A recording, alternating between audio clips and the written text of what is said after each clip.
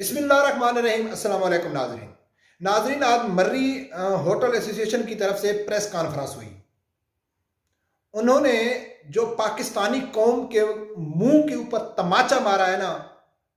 تو یہ کہنے میں مجھے کوئی شرم یا کوئی لحاظ نہیں ہے کہ ٹھیک ہی مارا ہے انہوں نے۔ بالکل پاکستانی جو قوم ہے ہائی سے لے کر،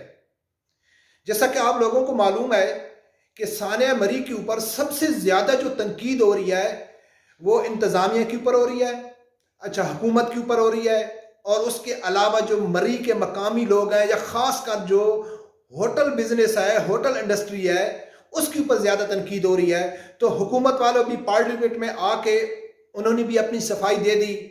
کہ بھئی کچھ بھی نہیں ہے، یہ ہے وہ ہے، اپوزیشن نے وہ کیا۔ ابھی ہوٹل والے کہتے ہیں کہ یار یہ کیسا ہو سکتا ہے، کیا ہم اپنی صفائی نہیں دے سکتے؟ جب 50 ہزار کا ہمارے اوپر الزام لگایا گیا، 50 والے انڈے کا 500 روپے کا الزام لگایا گیا، تو کیا ہم اپنی صفائی نہ دیں؟ عوام کی عدالت میں ہم اپنے آپ کو بری الذمہ قرار نہ دیں؟ تو انہوں نے ایک پریس کانفرنس کی۔ اس پریس کانفرنس کا ایک چھوٹا سا آپ ویڈیو کلپ دیکھو، پھر آگے بات کرتے ہیں۔ ثانیہ مری گزشتہ جمعے جب رات 8 اور 9 کے درمیان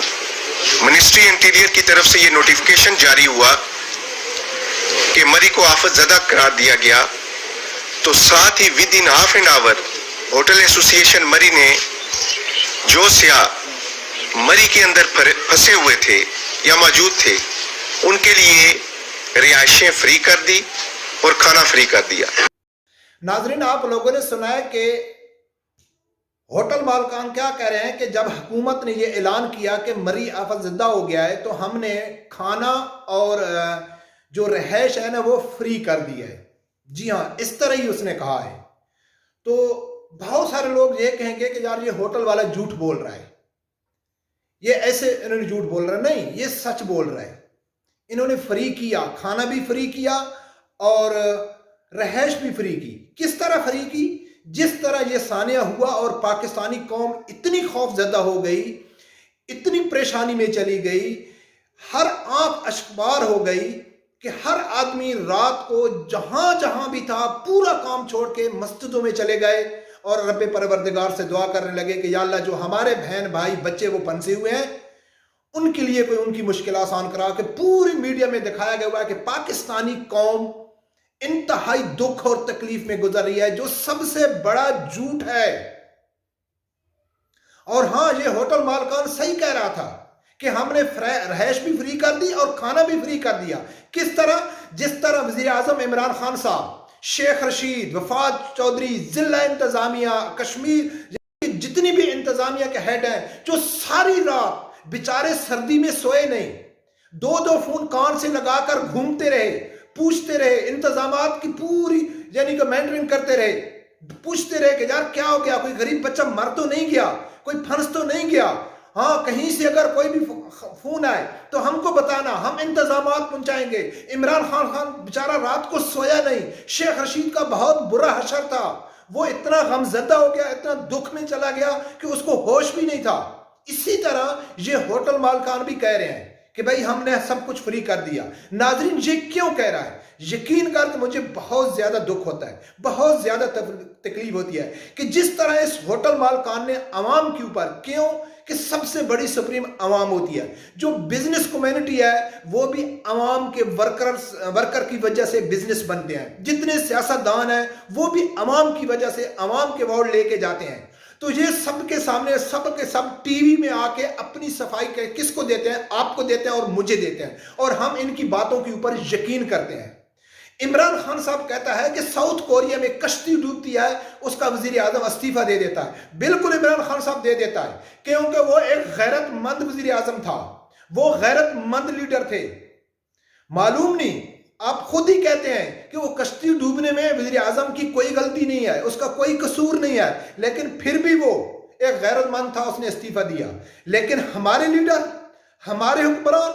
جس کو رات کو میسج کر کے وزیر اعظم پاکستان کو بتایا گیا، وزیر داخلہ شیخ رشید کو بتایا، وفات چودھری کو بتایا گیا، پوری مری انتظامیہ کو بتایا گیا کہ خدارا بیوی بچوں کے ساتھ ایک آدمی، کئی لوگ ہیں جو مشکل میں ہیں، پھنسی ہوئے ہیں، مر رہے ہیں، ریکویسٹ کر رہے ہیں، لیکن کسی نے کان بھی نہیں دھرے۔ صبح 8 بجے جا کے مقامی لوگوں نے انکشاف کیا ہے کہ لوگ پھنسی ہوئے ہیں اور مر رہے ہیں۔ ناظرین آپ خود اندازہ کریں، یقین کر آپ لوگوں کے لیے میرا خیال اگر تھوڑا بھی آپ توجہ دیں گے تو محسوس کریں کہ کہیں بھی کوئی سانحہ ہوتا ہے، بیوی بچوں کے ساتھ، ماں باپ کے ساتھ، دوستوں کے ساتھ، اگر ایک آدمی ہے اس کے ساتھ اپنے 3-4 بچے ہیں، ہاں چھت گرتی ہے ایک دم سب فوت ہو جاتے ہیں، کوئی گولی چلاتا ہے سب لوگ فوت ہو جاتے ہیں، کسی ایکسیڈنٹ میں چلے جاتے ہیں، کوئی بے ہوش ہو جاتا ہے، کوئی ہسپیٹل میں چلا جاتا ہے، تو یہ اندازہ کرنا مشکل نہیں ہے کہ یار وہ اچانک ان کے اوپر موت آ جاتی ہے۔ ایک کار کے اندر جو 4-5 بچوں کے ساتھ ایک باپ مر رہے تھے، تو ایسا نہیں تھا کہ ایک دم عزرائیل آیا اور اس نے 5 کی جان نکال دی، معلوم نہیں پہلے ایک بچہ فوت ہوا ہوگا، اور پوری کار میں رات کو وہ اس بچے کی جو تکلیف ہے اس کے ماں باپ اور دوسرے بھائیوں نے کیا تکلیف محسوس کی ہوگی۔ اگر پہلے باپ فوت ہو گیا تو بچوں نے کیسے چلایا ہوگا، بچوں نے کیسے شور کیا ہوگا، جب پہلے بچے فوت ہو گئے تو بیچارے ماں باپوں نے کیا احساس کیا ہوگا۔ اور اس کی سب سے زیادہ، جیسا کہ یہ اپوزیشن بولتی ہے یا یہ جو ہمارے جتنے بھی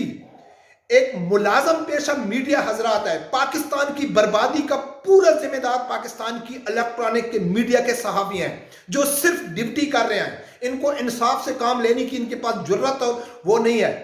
تو ناظرین آپ خود اندازہ لگاؤ کہ انہوں نے وہ موت کیسی تکلیف سے دی،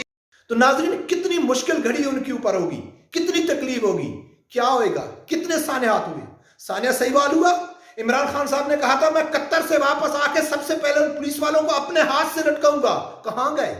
سب کو عدالت نے بری کر دیا۔ ماڈل ٹاؤن کا کیا ہوا؟ کل بھی وفات چودھری پارلیمنٹ میں کھڑے ہو کے کیا کہہ رہے تھے، شہباز شریف کو کہہ رہے تھے کہ آپ کے دور میں ماڈل ٹاؤن واقع ہوا، اور آپ کہتا ہے مجھے ٹی وی میں معلوم ہے، آپ لوگوں میں شرم نہیں ہے، آپ لوگوں میں غیرت نہیں ہے، آپ حکومت میں نہیں ہیں، آپ ان کے خلاف کارروائی نہیں کر سکتے۔ نہیں کرتے نا، کیوں؟ یہ ہماری غلطی ہے، ہم بے حس ہو گئے، ہم کو معلوم ہے یہ ہم کو بے وقوف بنا رہے ہیں، لیکن یہ وجہ کیا ہے کہ جب ہم ذاتی مفاد کی وجہ سے ووٹ دیتے ہیں، جب ہم اپنے ذاتی فائدے کے لیے کسی کو ووٹ دیتے ہیں، یا اپنے چاچے مامی کی مخالفت کے لیے ووٹ دیتے ہیں، یا مخالف کی ضد کے لیے ووٹ دیتے ہیں، جو ہم دیکھتے نہیں ہیں اس آدمی کا نظریہ کیا ہے، اس کی پالیسی کیا ہے، یہ ہمارے ساتھ مخلص کیسے ہیں۔ ایک عمران خان صاحب کے اوپر بھروسہ کرنے والوں کو اتنا یقین نہیں آیا کہ اس کی کابینہ میں، اس کی پارٹی میں کون لوگ ہیں، سب وہ نون لیگ والے، پیپل پارٹی والے، جماعت اسلامی والے، سب سیاسی جماعت والے مل کے یہ مکس اچار بنا کے ہمارے ملک میں تحریک انصاف کی حکومت ہے، جو ریاست مدینہ کے اصولوں پہ بنائیں گے، جو پاکستانی قوم کو انصاف دیں گے۔ یہ ہے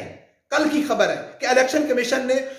اسحاق ڈار کو جو سینٹ کی اس کی وہ بحالی کر دی، کہاں گیا؟ اور یہ حکومت کے جو نمائندے ہیں، جو حکومت کے جو فالوور ہیں، وہ کہتے ہیں کہ عمران بیچارہ کیا کرے، عدالت ان کو چھوڑ دیتی ہے۔ شارق جتوئی والا کیس آپ لوگوں کو معلوم ہے، اتنی اندھیر نگری ہے اس ملک میں، کوئی پوچھنے والا نہیں ہے، تو اس کے کون ذمہ دار ہے؟ کوئی بھی اس کا ذمہ دار نہیں ہے، اس کی ذمہ دار آپ ہیں اور اس کا ذمہ دار ہم ہیں، جو ہم بہت جلدی بھول جاتے ہیں، بہت جلدی ان کے کارنامے جو ہیں نا وہ ہم بھول جاتے ہیں، اور جب ہمارے گھر میں آتے ہیں اور ہم کو جو یہ سہانے خواب دکھاتے ہیں، ہم ان کے خوابوں کے اوپر یقین کر لیتے ہیں، ان کی باتوں کے اوپر یقین کر لیتے ہیں، اور پھر ہم ان کے آگے پھنس جاتے ہیں۔ تو پھر کسی کو برا بھلا کریں گے، پہلے سب سے پہلے اپنے گریبان میں جھانکو، کہ پھر یہ بات کرنا کہ پوری امت ہے، جو پوری قوم ہے وہ تکلیف میں چلی گئی، کوئی تکلیف نہیں ہے۔ خدا کی قسم اگر پاکستانی قوم کو کسی سانحات کے اوپر تکلیف ہوتی، دکھ ہوتا، یعنی کہ کوئی بھی ان کو اگر اس چیز کا احساس ہوتا، تو ایک سانحہ پاکستان میں ہوتا، پھر کبھی دوسرا سانحہ پاکستان میں نہیں ہوتا۔